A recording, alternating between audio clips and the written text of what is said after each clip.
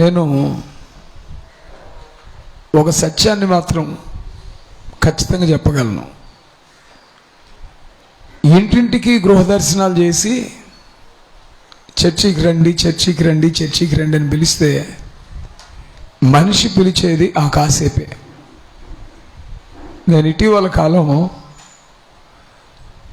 2008 వరకు బాగా మోకాళ్ళ మీద ఉండేవాడిని.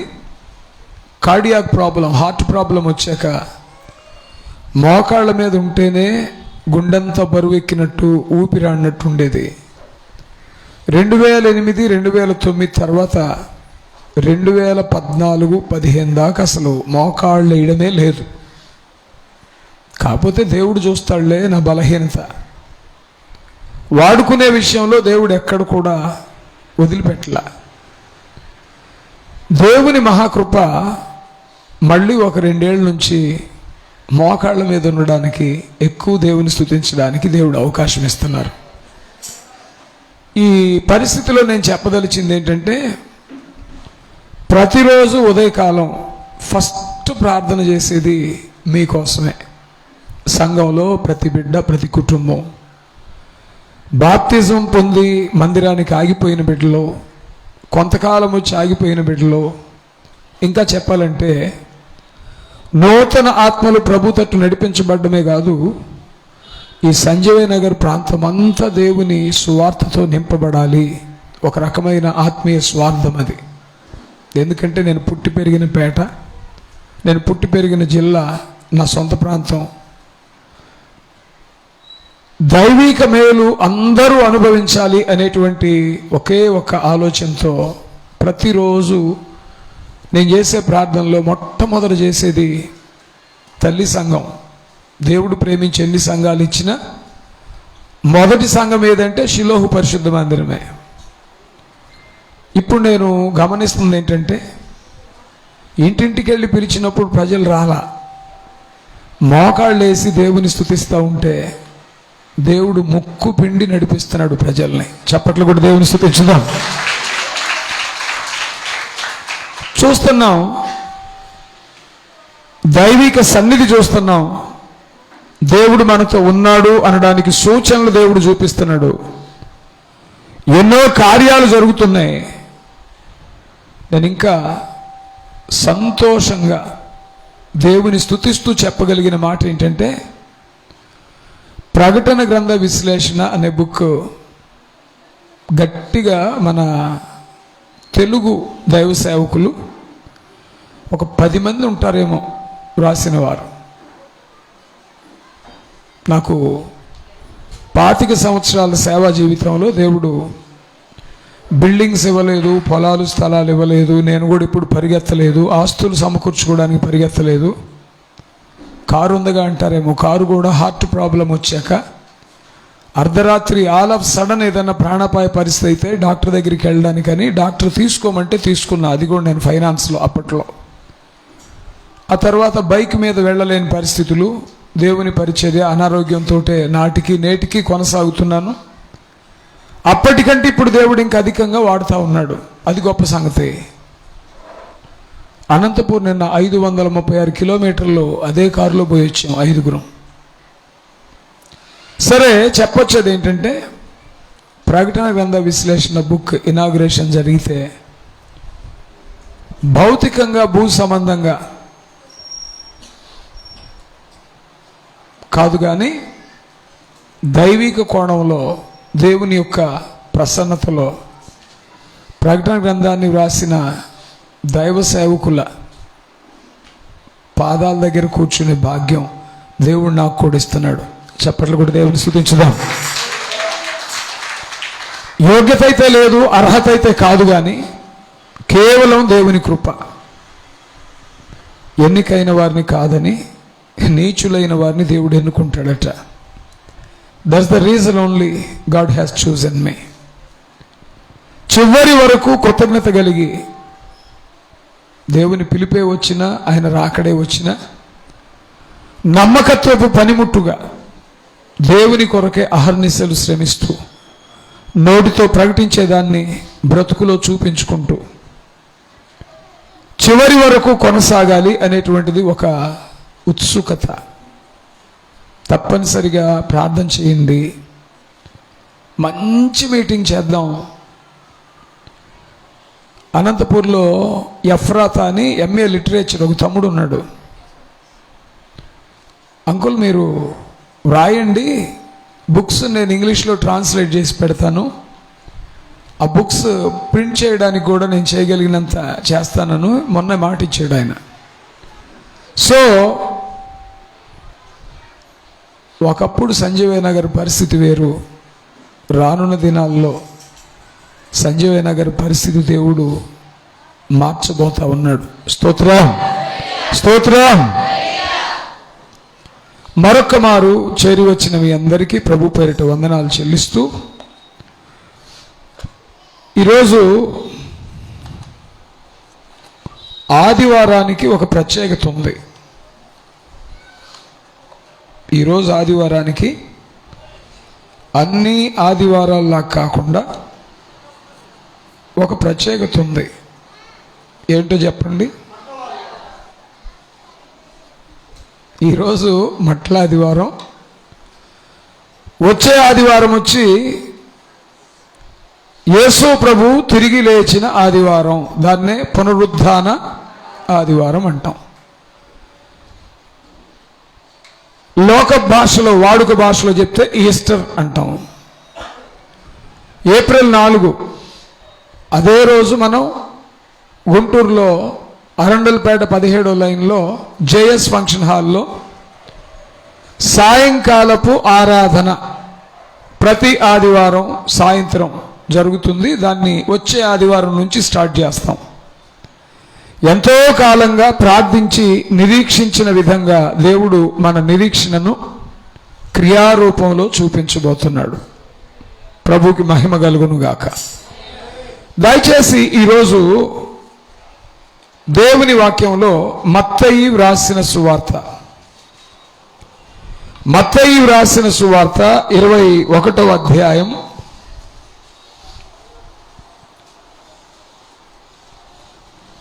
మొదటి 2 వచనాలు.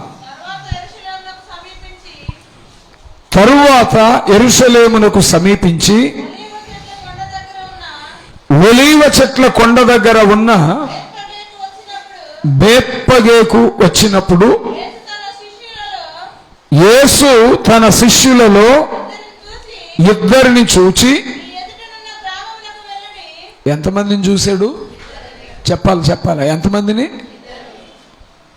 ఎదుట ఉన్న గ్రామమునకు వెళ్ళుడి అంటే యేసు ప్రభువు వారు ఒక పనిని పురమాయించి పంపేటప్పుడు ఒక్కరిగా పంపల. యెహోషువ యెరికోను వేగి చూడడానికి వెళ్ళినప్పుడు కూడా గోత్రానికి ఒక్కడు చొప్పున వేగుల వారిని పంపించాడు. అవునా? ప్రభునందు ప్రేమైనటువంటి దేవుని బిడ్డలారా, సువార్త అని చెప్పండి, వాక్య ప్రకటన అని చెప్పండి, దేవుని పరిచర్య అని చెప్పండి, దేవుని పని అని చెప్పండి, లేదు నీ వ్యక్తిగత పని కూడా, ఎక్కడికి వెళ్ళినా ఒక్కడిగా వెళ్ళడం అనేది అడ్వైజబుల్ కాదు. ఎందుకని కాదు అంటే, ఒక్కడే వెళ్ళాడు అనుకోండి, ఏదన్నా అనారోగ్యం వచ్చి పడిపోతే లేపేవారు ఉండరు. కాబట్టి ఇద్దరు కావాలా. 2, దేవుని పనికి వెళ్ళేటప్పుడు మన మీద ఇంట్లో వారి కాన్సన్ట్రేషన్ ఎంత ఉంటుందో తెలియదు, కానీ దేవుని కొరకు నిక్కచ్చిగా బ్రతికే వ్యక్తి మీద సాతానుడి కాన్సన్ట్రేషన్ కూడా ఉంటుంది.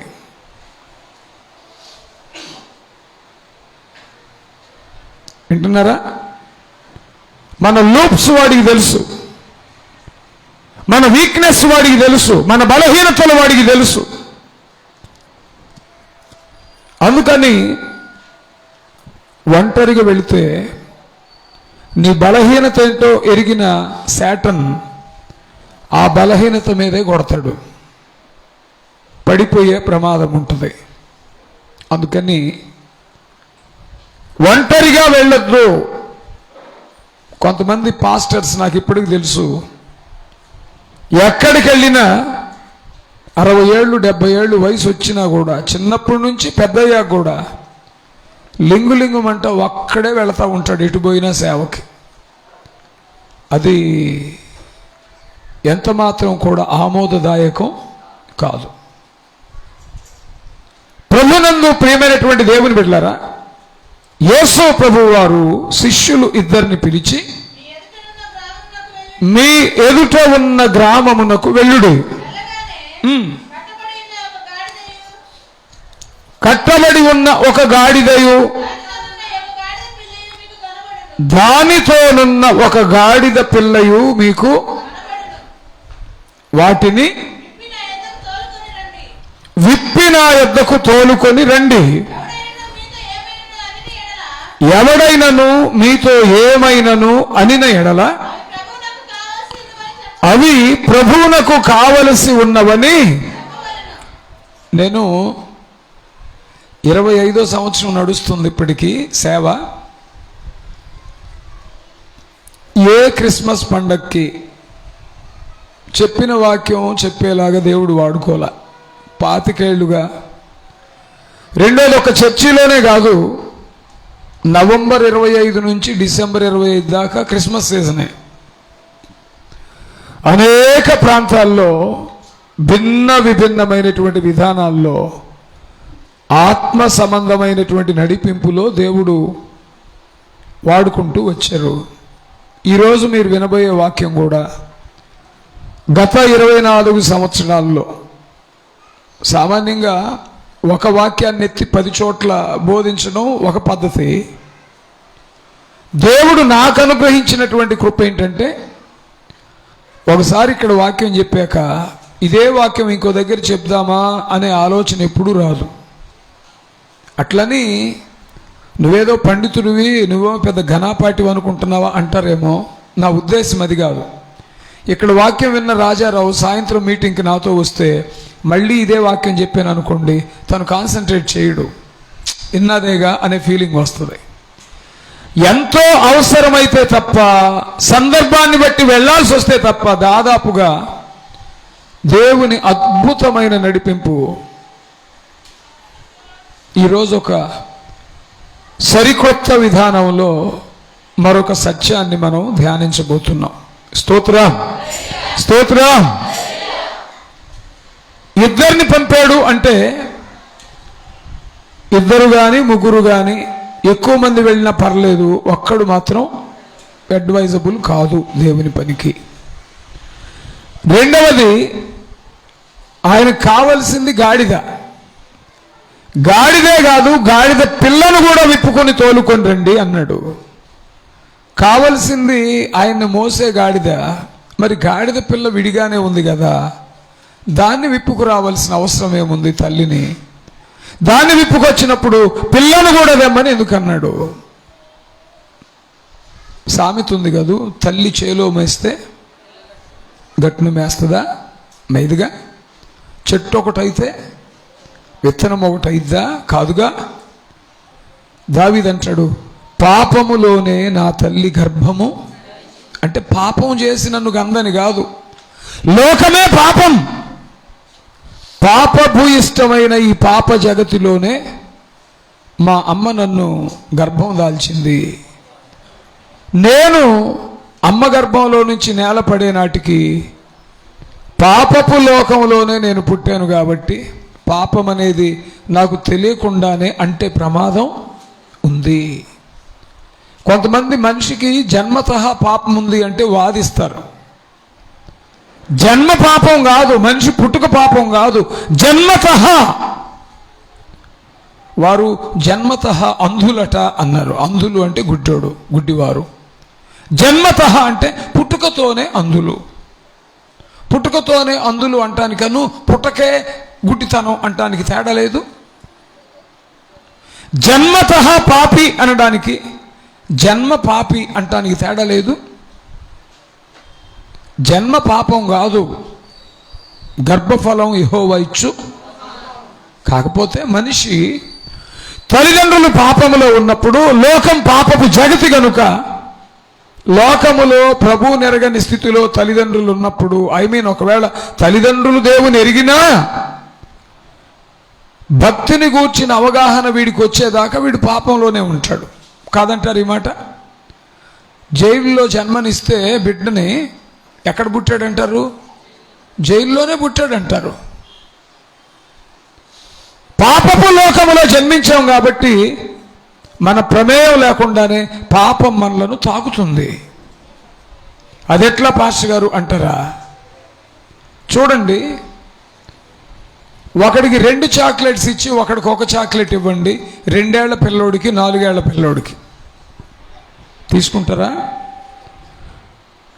4 ఇచ్చినోడు 2 చాక్లెట్స్ ఇచ్చినోడు ఆనందపడతాడు, 1 చాక్లెట్ తీసుకున్నవాడు ఇసిరి కొడతాడు, వాడి మీద పడతాడు, గిచ్చుతాడు, రక్కుతాడు. ఎవడు చెప్పాడు వాడికి? రే నీకు 1 చాక్లెటే ఇచ్చారా, అన్నకు 2 ఇచ్చారు, వాడిని కొట్టురా అని ఎవడని చెప్తాడా? బ్లడ్డే అంత తిరుగుబాటు స్వభావం. అదే అన్నయ్య నీకు 2 ఇచ్చారా, పర్లేదు తినురా, ఇది కూడా తీసుకొని తిను అంటాడా వాడు? అది అబ్బదు.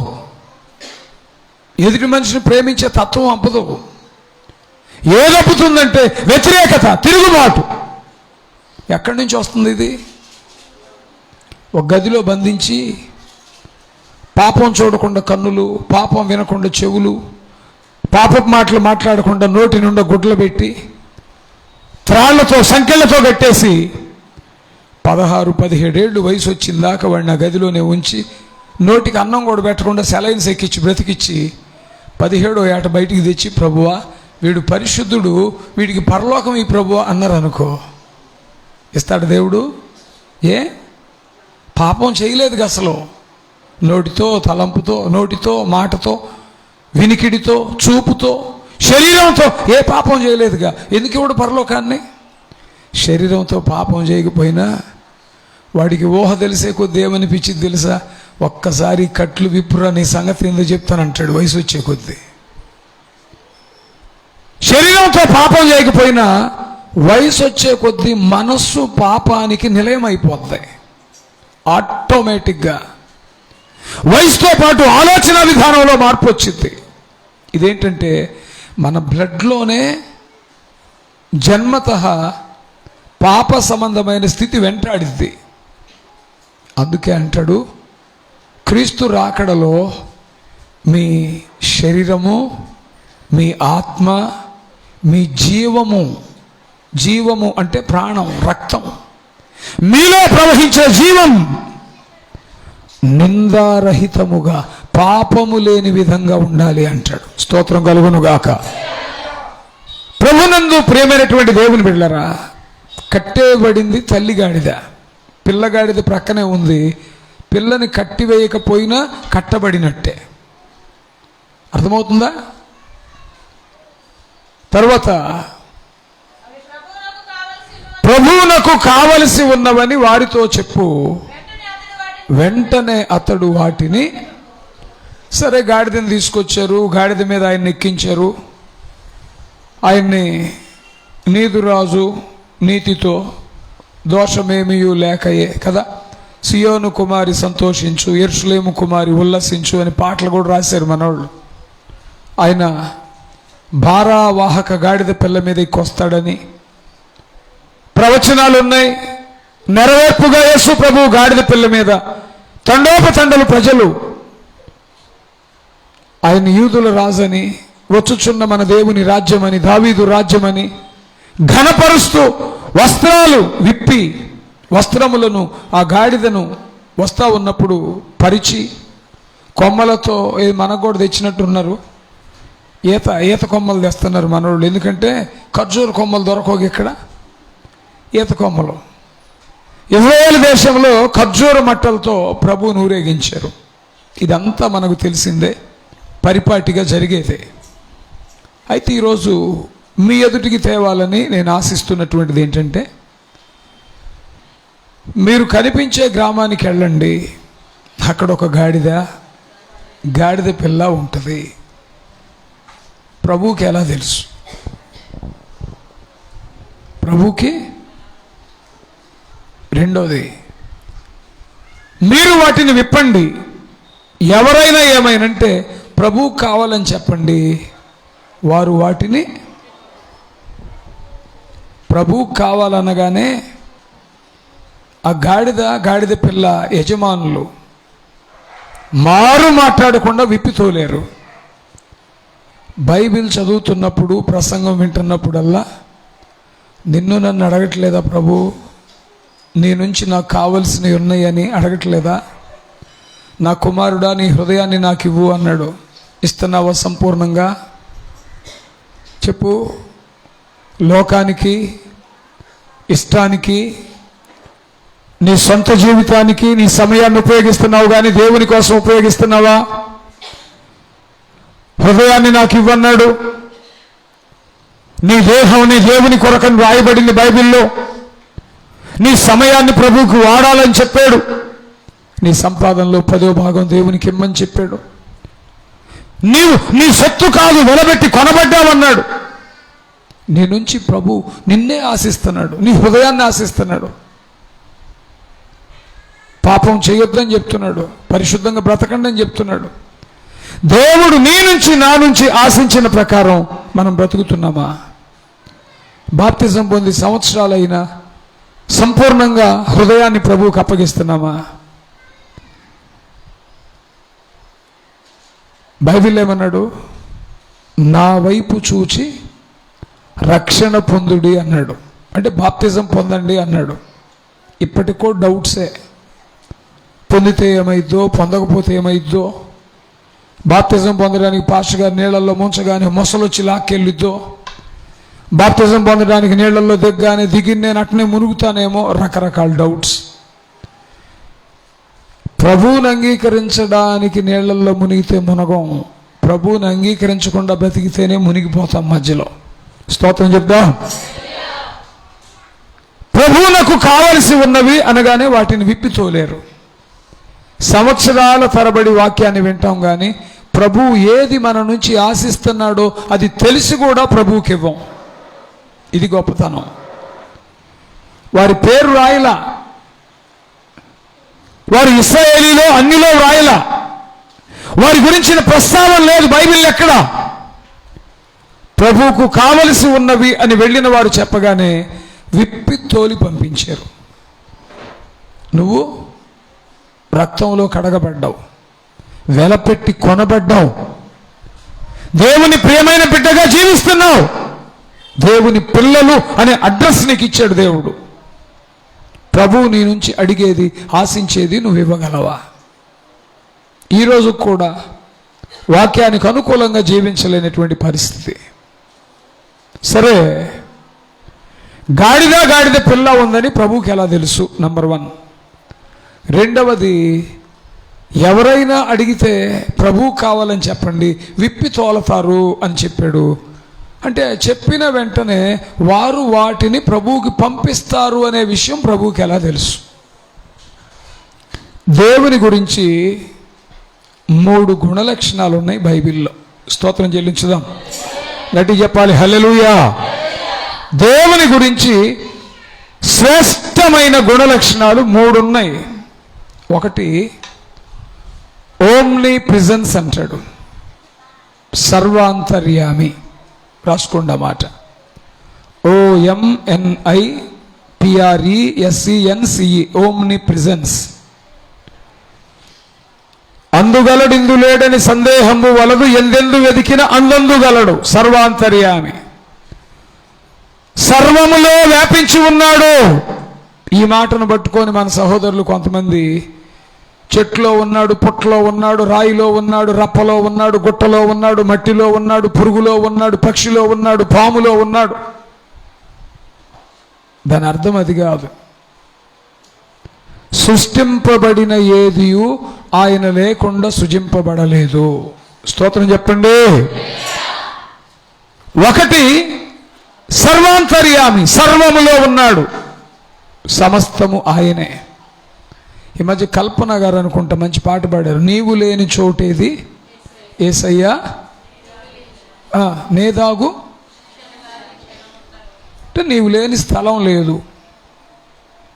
సర్వాంతర్యామి. రెండవది ఓమ్నిసైన్స్, సర్వజ్ఞుడు అంటే సమస్తము ఎరిగినవాడు, సమస్తమును ఎరిగినవాడు. మూడవది ఓమ్నిపొటెన్స్, POTENCE, పొటెన్స్. ఓమ్నిపొటెంట్ అనగా సర్వశక్తిమంతుడు. దీన్ని బైబిల్లో ఎల్ షడ్డాయ్ అన్నారు. స్తోత్రం చెప్పండి, రెడీ చెప్పాలి, హల్లెలూయా. సర్వాంతర్యామి, సర్వజ్ఞుడు అంటే సమస్తం ఎరిగినవాడు, సర్వశక్తిమంతుడు. ఇప్పుడు సర్వాంతర్యామి కట్ చేద్దాం, సర్వశక్తిమంతుడు కూడా కట్ చేద్దాం. ఇప్పుడు ఏది తీసుకుందాం? వర్తమానానికి రిలవెంట్గా కావాల్సింది ఏంటంటే సర్వజ్ఞుడు, సమస్తము ఎరిగినవాడు. సమస్తం తెలుసు ఆయనకి. జరిగిపోయింది తెలుసు, జరుగుచున్నది తెలుసు, జరగబోయేది తెలుసు. గట్టిగా చప్పట్లు కూడా దేవుని స్తుతించండి. దీనికి స్పష్టమైనటువంటి వాక్యపు ఉదాహరణ 139వ కీర్తన. 139. ఆహా, చెప్పిని పట్టుకొని భలే చెబుతారండి బాబు. చదువు కరెక్టే.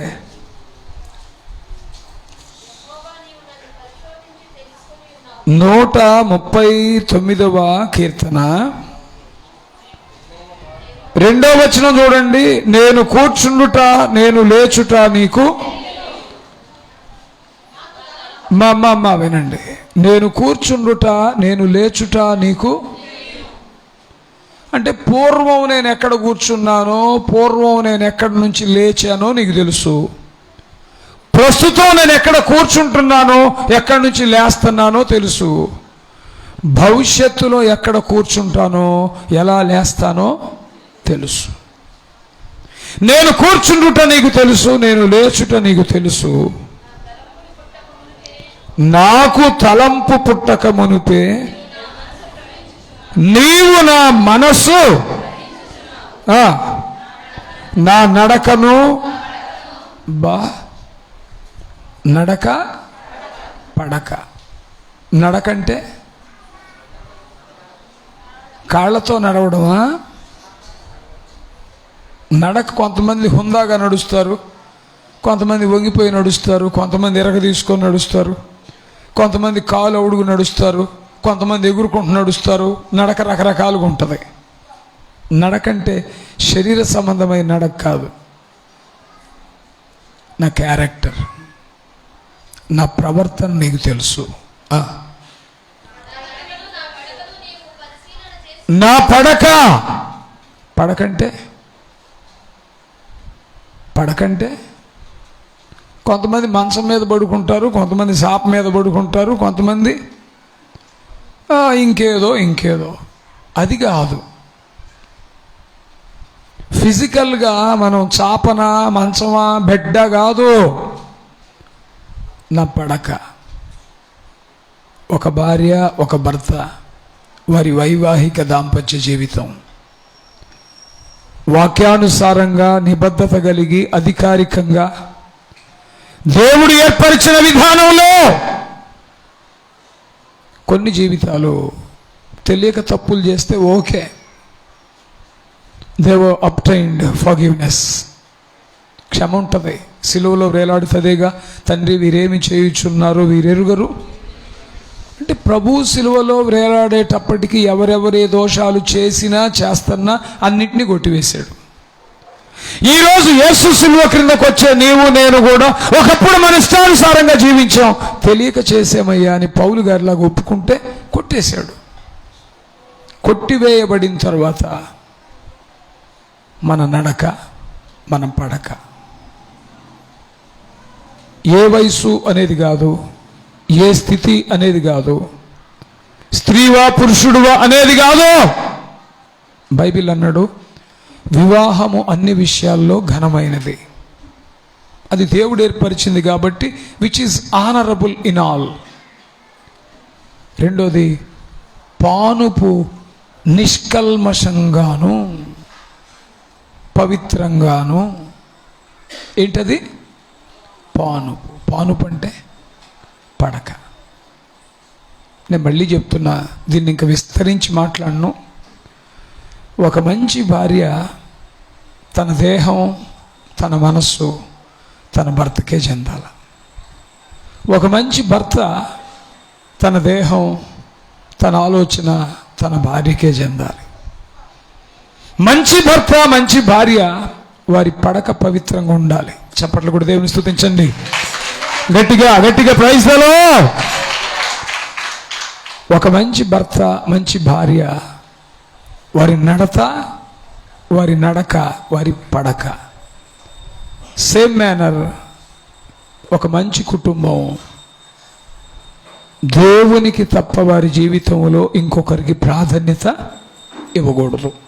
ఇప్పుడు వాక్యం ఏమంటదంటే, నా నడక నీకు తెలుసు, నా పడక నీకు తెలుసు, నేను కూర్చోవడం నీకు తెలుసు, నేను లేవడం నీకు తెలుసు, నా తలంపు పుట్టక ముందే అది నీకు తెలుసు, నా నోటికి చదవండి నా చర్యలన్నిటిని నీవు బాగుగా తెలుసుకొని ఉన్నావు. 4వ వచనం, మాట నా నాలుకకు రాకమునుపే అది నీకు వెనుకను ముందును నీవు నన్ను ఆవరించి ఉన్నావు. నీ చెయ్యి నా మీద రహస్యంగా మాట్లాడే మాటలు, ఒంటరిగా నీ మనస్సులో చేసే ఆలోచనలో రహస్యంగా నీవు చేసేటువంటి తప్పుడు క్రియలు మనుషులెవ్వరికీ తెలియాల్సిన పని లేదు. ఎవరికి తెలుసు? ఎట్లా తెలుసు? ఆయన నా ముందు ఆవరించాడు, నా వెనుక ఆవరించాడు. ద్వితీయోపదేశకాండంలో ఉంటుంది, చదవద్దు, వినండి. చూడుము భూమిని ఏం చేస్తాం, మన పాస్టర్లు చెప్పేది అదే, మనం కూడా అట్నే అలవాటు అయిపోయాం. దీవెన వాక్యాలు ఎంత బాగా గుర్తుపెట్టుకుంటాము. చూడుము అనగానే ఆ పిల్ల చెప్పేస్తుంది, నా అరచేతుల మీద చెక్కున్నానని. మంచిదే, అందరినీ చెక్కాడు ఆయన అరచేతుల మీద, కాదంట్లా. కానీ చూడుము అనే మాట ఒక్కొక్క సందర్భంలో ఒక్కలాగా మాట్లాడాడు. ఆ సందర్భాన్ని ఎత్తి గనక మనం చదివితే గుండెలు అవిసిపోతాయి. చూడుము అన్నాడు, భూమిని ఆకాశమును నీ మీద సాక్ష్యంగా ఉంచానన్నాడు. ఎవరు వస్తారంటే సాక్ష్యానికి? ఏంరా ఇట్ అన్నావంట నువ్వు, ఎట్ట కనపడుతున్నా? నేనన్నానా? ఎవరు చెప్పారు? తెలిసిందిలే, చెప్పినోడెవడో నా ముందుకు రమ్మను చెప్పుతో కొడతా. చెప్పినోడెవడో రమ్మని నా ముందుకి. ఎవడొస్తాడు? రావటం ఎందుకు? నీతో చెప్పుతో కొట్టించుకున్నాను, తిట్టించుకోవటం ఎందుకు? తప్పు చేసి కూడా బైబిల్లో 30-20 సామెతలు ఉంటుంది. అది తిని మూతి తుడుచుకుని నాకేమీ తెలియదు అంటదంట. అది అంటే అక్కడ సబ్స్టిట్యూట్ చేయండి, స్త్రీ అయినా పురుషుడైనా తప్పు చేసి నాకేమీ తెలియదు అంటారంట. ఎవరైనా నువ్వు చేసే తప్పు అంటే బుకాయింపు. ఎవడో రమ్మను, నా గురించి ఎవరు చెప్పిద్దో రమ్మను, ఇదొక వర్షను. ఇంకో వర్షం ఏంటో తెలుసా? అసలు నీతిపరుడేవుడు చెప్పండి అయ్యా, భూమి మీద అసలు నీతి గల్లవాడేవుడు చెప్పండి. ఏ ఆడది ఏ మగవాడు నీతి గల్లవాడు నా ముందుకు రమ్మను, ఈ వెధవ తప్పు చేసింది గాక, ఒరే అయ్యా నువ్వు చేసిన తప్పురా నాశనం అవుతారని చెబితే నీతిమంతుడు ఎవడో చెప్పమని అంటాడు. ఇది ఒక వర్షను. ఎవడో చెప్పక్కర్లా నీ గురించి, నీ మనస్సాక్షి దేవుని దగ్గర నిలబడిద్ది. చప్పట్లు కూడా దేవుని స్తుతించండి. ఎవ్వరు సాక్ష్యం ఇవ్వక్కర్లా నీ జీవితం గురించి. నీ మనస్సాక్షే నీకు వ్యతిరేకంగా లేక అనుకూలంగా దేవుని ఎదుట అవునయ్యా అని సాక్ష్యం చెప్పిద్ది. దేవుడు అంటాడు, మనస్సాక్షిని పిలుస్తాడు, భూమిని ఆకాశాన్ని కూడా పిలుస్తాడంట. ఇప్పుడు చెప్పండి నాకు, తప్పు చేసేవాడు ఇంగ్లాండ్ వెళ్ళు, టిబెట్ వెళ్ళు, బర్మా వెళ్ళు, ఇండోనేషియా వెళ్ళు, అమెరికా వెళ్ళు, ఆస్ట్రేలియా వెళ్ళు, దేవుడు సృజించిన ఏ ఖండంలోకి వెళ్ళు, ఏ కాంటినెంట్ నువ్వు సెలెక్ట్ చేసుకో. ఏ ఖండమైనా ఎక్కడుంటుంది? భూమేగా. దానికి ఆకాశం ఉంటుందా ఉండదా? లేదు లేదు లేదు. నేను సముద్ర దిగంతములో ఎవ్వరికి కనపడకుండా బ్రతుకుతా బిడ్డ. సముద్ర దిగంతములోకి వెళితే అక్కడ నీ కుడి చెయ్యి నన్ను పట్టుకుంటుంది అంటాడు దావీదు. చప్పట్లు కూడా దేవుని స్తుతించుదాం. హగ్గై గ్రంథంలో ఉంటుంది, ఆకాశ నక్షత్రముల మధ్య గూడు నిర్మించుకొని ఆ చోట ఉండునని అనుకొని వాడా అచ్చట నుంచి నిన్ను పడద్రోస్తానంటాడు. ఎక్కడ దేవుని కన్ను ఎక్కడ దాగలం? ఏ మనిషి ఏ పాపం చేసినా, ఏ పాపమైనా సరే భూమి మీద చేయాల్సిందే, ఆకాశం క్రింద చేయాల్సిందే. రేపు సాక్ష్యానికి దేవుడు ఎవరిని పిలుస్తాడు? భూమిని. తప్పుకోగలవా? అందుకని సౌలా సౌలా ములుకోలలకు ఎదురు తన్నుట నీకు సాధ్యమా అన్నాడు. ములుకోలంటే ములుకోల మాకు మాత్రం ఏం తెలుసు, మేము చచ్చి 30 ఏళ్ళు.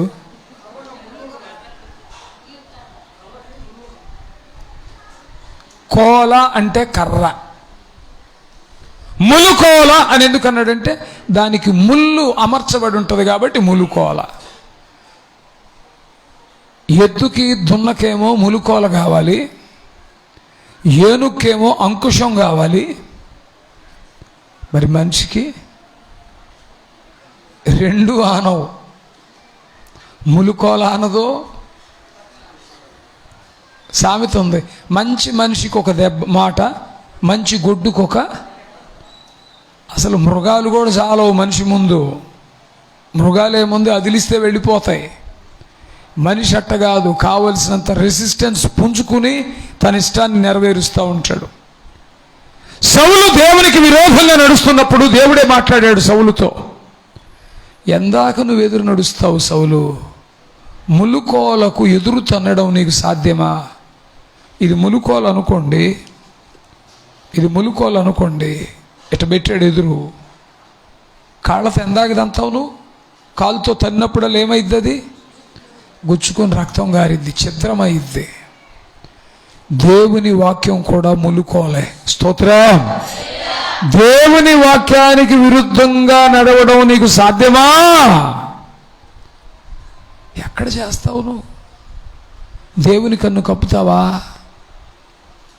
దేవుడిని ఇలాంటి మనిషి అనుకుంటున్నావా? భర్తకి తెలియకుండా భార్య, భార్యకి తెలియకుండా భర్త, పిల్లలకు తెలియకుండా తల్లిదండ్రులు, తల్లిదండ్రులకు తెలియకుండా పిల్లలు రహస్య జీవితం జీవించొచ్చేమో. కానీ శిష్యులతో అంటాడు, భయపడొద్దు, నీ తల వెంట్రుకలన్నీ లెక్కించబడ్డాయి అన్నాడు. లెక్కేస్తావు నువ్వు? నీ తల వెంట్రుకలు అయిద్దా నీకు? అసలు నీ తల మీద ఎన్ని వెంట్రుకలు కూర్చాడో ఆయనకి తెలుసు, సృష్టికర్త కాబట్టి. నీ తల వెంట్రుకలన్నీ లెక్కించబడి ఉన్నాయి అన్నప్పుడు నీ ఆలోచన తెలియదానికి?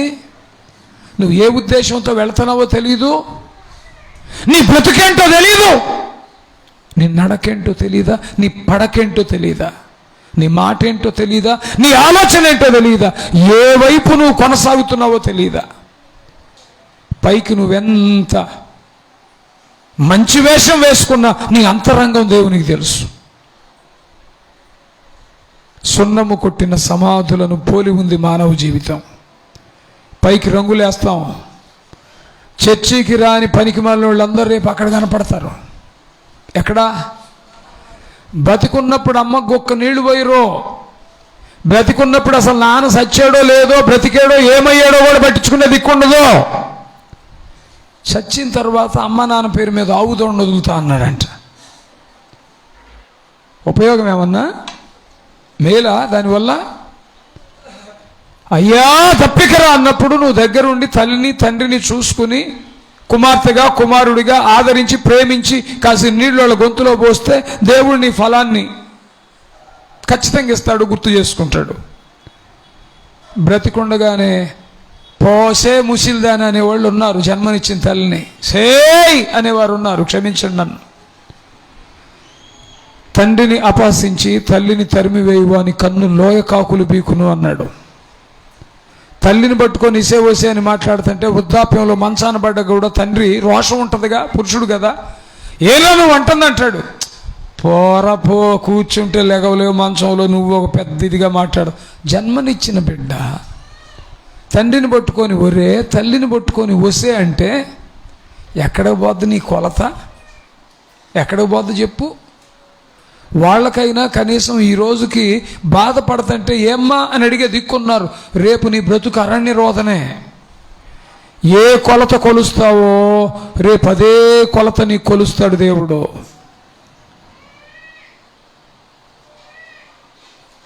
తాతకు ఒక బొచ్చులో పెట్టేవాళ్ళంట. సొంగగారుస్తాడు, సొల్లుగారుస్తాడు, స్నానం చేయుడు, వాసన కొట్టిద్ది. వీడికి మా ప్లేట్లలో ఎందుకని ఒక బొచ్చులో పెట్టిద్దంట తల్లి రోజు మామకి. తాత చచ్చిపోయాడు, మట్టి చేశారు. మట్టి చేసి వచ్చిన తర్వాత బొచ్చ పడేస్తుంటే పిల్లోడు బొచ్చ తెచ్చి ఇంట్లో పెట్టాడంట. రే ఎందుకురా బొచ్చ తెస్తావంటే, మమ్మీ తాతకి బొచ్చులో పెట్టాం కదా, పోగొడు తెట్ట మమ్మీ, రేపు నీకు డాడీకి బొచ్చులో పెట్టొద్దా అన్నాడంట.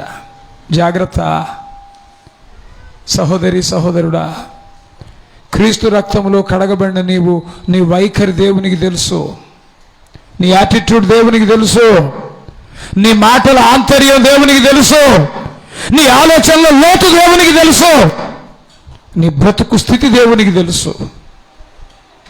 సర్వాంతర్యామి. స్తోత్రం చెప్పండి. Praise the lord.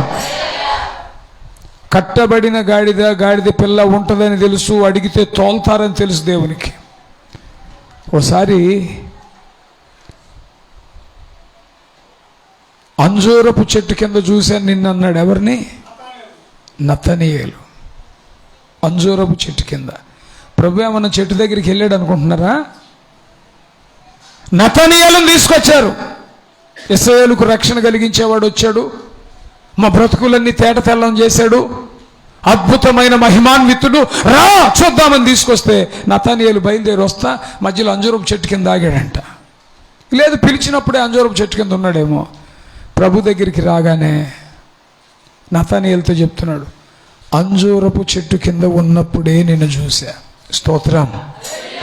పాపము చేసి అంజూరపు ఆకులతో కచ్చడములు కట్టుకుని తోట చెట్ల మధ్య దాగినప్పుడే చూశాడు, ఆదామా నీవెక్కడా? యేసు ఎవరో చూడాలని ఆ మార్గమున వస్తూ ఉండగా మేడి చెట్టు ఎక్కిన జక్కయ్యని ఎవరు చెప్పాలి ఆ చెట్టు మీద జక్కయ్య ఉన్నాడని, తానే అక్కడికి వచ్చి తలెత్తి జక్కయ్య చెట్టు దిగి అన్నాడు. ఏది దాగుతుంది ప్రభు దగ్గర? చెంపలేసుకుని లంపలేసుకుని ఎందుకు వచ్చి పడ్డ బాధ?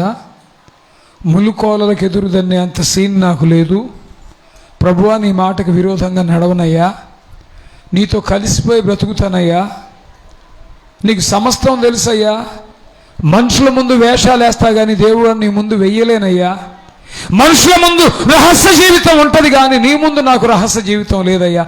బట్టబయలుగా ఒక దగ్గర అంటాడు, రహస్యమందు చేసిన తప్పులు మిద్దెల మీద కేకలేసే రోజు వచ్చిందంట. స్తోత్రం స్తోత్రం.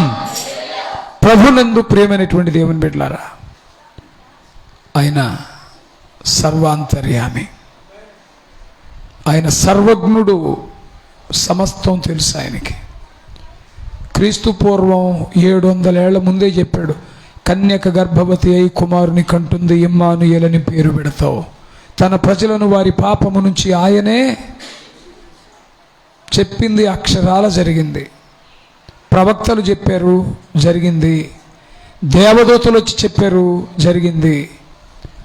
యేసు ప్రభు పరలోక అంతర్ధానుడు అవుతా ఉంటే గలిలయ ప్రాంతంలో ఉన్న మనుషులందరూ గుండెలు బాదుకుంటూ ఏడుస్తూ ప్రభు వైపు చూస్తూ ఉంటే మేఘం వచ్చి ప్రభువుని కమ్మి తీసుకెళ్లేటప్పుడు ప్రభుతో ఉన్న దేవదూతలు అంటున్నారు, గలిలయులైన మనుషులారా మీరెందుకు నివ్వెరపోతారు? చూస్తున్నారు ఈ యేసు ఏ రీతిగా మీ మధ్య నుంచి అంతర్ధానుడు అవుతున్నాడో మళ్ళీ అదే రీతిగా మీ మధ్యకు వస్తాడు ఆయన. స్తోత్రం, స్తోత్రం. ఆయన జన్మ గురించి దేవుడు ముందే చెప్పాడు. ఆయన శ్రమల గురించి ముందే చెప్పబడింది, మరణం గురించి చెప్పబడింది, పునరుద్ధానం గురించి చెప్పబడింది. దేవునికి సమస్తం తెలుసు. ఆయన ఏ డిజైన్ చేశాడో ఆ డిజైన్లో జరగాల్సిందే. ఆయన రెండవ రాకడ గురించి కూడా మళ్ళీ చెప్పాడు. ఖచ్చితంగా ఆయన వస్తాడు. ఆయన వస్తాడు కాబట్టి పూల గుత్తులు పట్టుకొని శాలువాలు తీసుకుని ఆయనకి ఎదురు చూడడం కాదు, సన్మానం చేయడానికి కాదు ఎదురు చూసేది. ఆయనతో కూడా నేను వెళ్ళిపోతాను అనే నిరీక్షణ కలిగి ఎదురు చూడాలి. త్వరలో ప్రభు దిగి వచ్చును, తరలిపోదును ప్రభునితో. దయచేసి అందరూ తల వంచండి. త్వరలో ప్రభు దిగి వచ్చును, తరలిపోదును ప్రభునితో. నాదు జీవమాయని నా సమస్తము, నా సర్వసమేసుకే నా సుజీవము.